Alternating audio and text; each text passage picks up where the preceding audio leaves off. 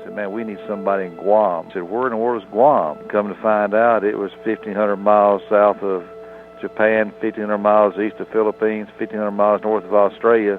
Matter of fact, it's 1,500 miles from anywhere.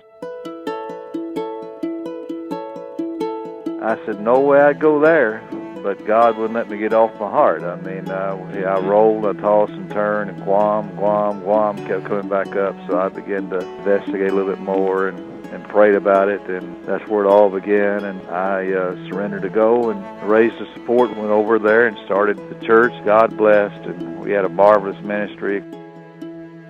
God and Guam, two words that perfectly sum up the past few years at Harvest Baptist Church. Because only a loving, faithful, and all-knowing God could choose the remote, tiny island of Guam as the location to build up a growing, Christ-centered, biblically based ministry that has touched and changed thousands of lives all across the world.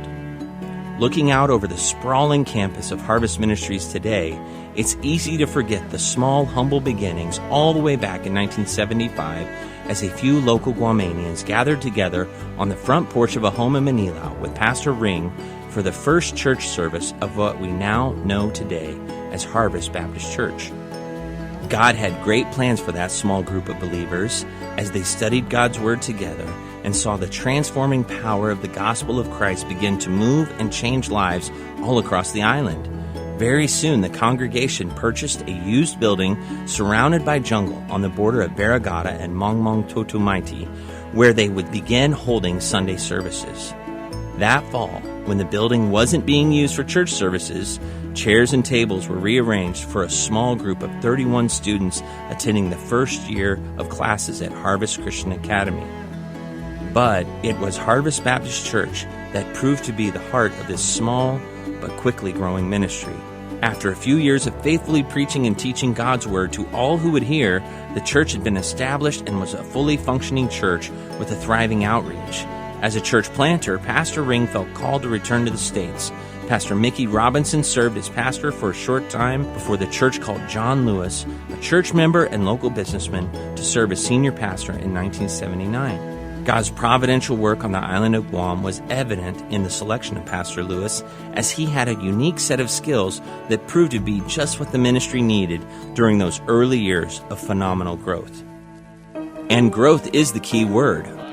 More and more people from all across the island began to gravitate towards the truth of God's Word being preached at Harvest. The church didn't just try to reach the military or local Chamorros, but instead wanted to reach every single person on Guam with the gospel, no matter their ethnic or national heritage, helping people to turn from religion to a saving relationship with Christ. As a result, just like the early church in Acts, more souls continued to be added, so many that the original building just couldn't fit everyone. But by the 15th anniversary of the church, everyone was looking forward to the new auditorium, which was dedicated in May of 1995. God's hand on the island of Guam, a Bible-based church reaching to the multitudes of people on a tropical island and soon beyond. Harvest Ministries' location on the island of Guam proved to be strategic, more evidence of God's hand at work as a gateway from the east to the west, from the U.S. to Oceania, and all across Micronesia. Not only have the people of Harvest supported missions throughout Micronesia, Asia, and the world, but Harvest's location on the island of Guam has proven a perfect resting place and refueling stop for missionaries, as a staging area for missions trips and relief efforts throughout Oceania, and as a place to begin training young people from all across Micronesia. The ministry of Harvest Baptist Bible College, then known as HBBI, started in 1983 for local church members, but soon grew into an amazing Bible college that has trained and prepared hundreds of islanders to return home as ministers of the gospel. During this time, as the ministry of Harvest Baptist Church continued to grow, the small young school known as HCA, or Harvest Christian Academy, also continued to grow by leaps and bounds, and every building that was built was soon outgrown. From the original student body of 31 students, the attendance grew to 640 students as HCA graduated its first class of 8 seniors in 1988. Over the years, a 2-story classroom building was added and eventually expanded into a 3-story building, along with a cafeteria, plus playgrounds, an outdoor ball court, and a library. By 1994, the enrollment of Harvest Christian Academy was nearly 1,100 students, and the school had grown into one of the top educational resources for the young people of Guam, and even had a number of students enrolled from Asia. It was in the 1990s that God once again used Harvest on the island of Guam to begin a small outreach that soon was reaching beyond the island and to the world. A small storage area on the top corner of the 3-story HCA classroom building was transformed into radio studios that began broadcasting the truth of God's Word across the island of Guam in March of 1996. KHMG began producing multiple programs featuring the teaching of Harvest Ministries, and soon the station and its programming could be heard not only on island, but around the world through podcasts and streaming. God also used the island of Guam to minister through music with an island style that is accompanied by guitars and ukuleles. It became a vital part of Harvest Ministries. As the student body of HBBC continued to grow, the students' singing became a favorite part of the worship services. Soon, the church began recording and sharing that music with others through a number of audio CDs. After 19 years of faithful service to the island and to God's people, the Harvest campus was nearly unrecognizable. Much of the land was now cleared, buildings covered the campus, and hundreds of faithful attended Sunday services. Pastor Lewis believed it was time to return to the States. Harvest was privileged to call Pastor Dan Pelletier to serve as senior pastor, followed by Pastor James Gray.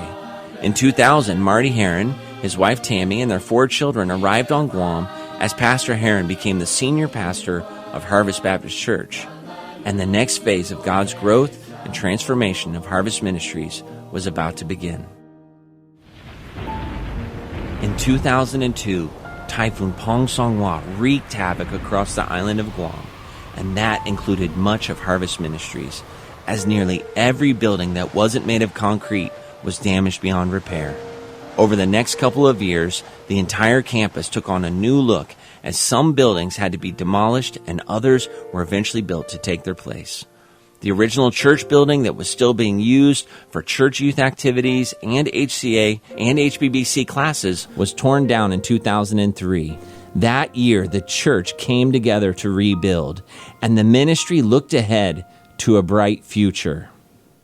Later that year, Hebrews Cafe was started.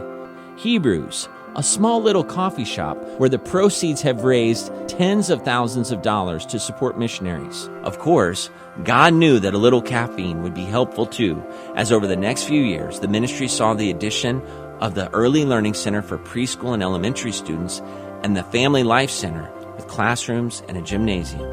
Areas that had once been nothing but jungle just 20 years earlier were now teeming with young people playing sports, participating in youth activities like Heart for Christ and Awana, and most importantly, sitting under godly men and women, learning the truth of God's Word.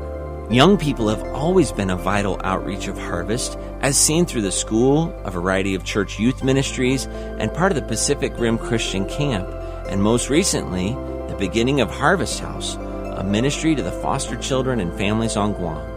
Harvest House immediately became one of the most powerful outreaches into the local island community, as hundreds of foster children and their caretakers have been helped over the years.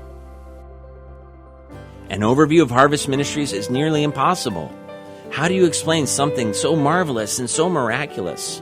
In a way, you can't. You have to see it. You have to experience it. Only God could do the wonderful things that we've seen, with hundreds upon hundreds of souls saved, thousands educated under the training of Bible-based curriculum, countless others reached through radio and video ministries, missionaries impacted all across the globe, while other lives have been touched through relief efforts, foster care ministry, youth camps, and so much more. God and Guam, from jungles to playgrounds, businessmen into pastors, typhoons into triumph, God's hand has been evident on this tiny island in the Pacific. The impact of God's work on Guam at Harvest Ministries will resonate throughout eternity. It was God who began the work, and only He can receive the glory, as He has faithfully preserved the ministry of Harvest Baptist Church and has grown its outreach to share the love of Christ from the island of Guam through Micronesia, Asia, and Oceania, and all across the world. Not to us, but to your